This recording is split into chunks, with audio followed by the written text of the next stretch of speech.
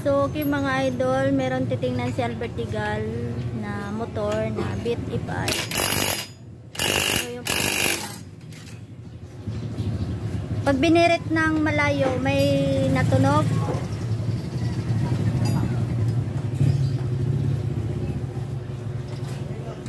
So, titingnan ko ano yung problema ng motor Beat If-I.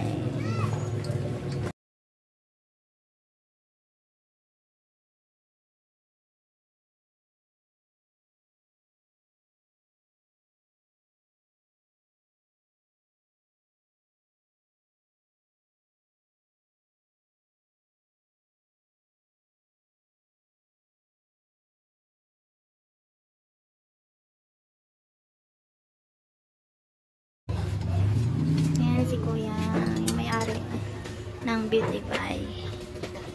So may bagong tool si Albert Digal. Yan, bagong idol. Ganyan maglinis si Albert Digal. Nakaseparate yung mga bolt para hindi mawala. Para hindi sila magtago-taguan ng mga bolt.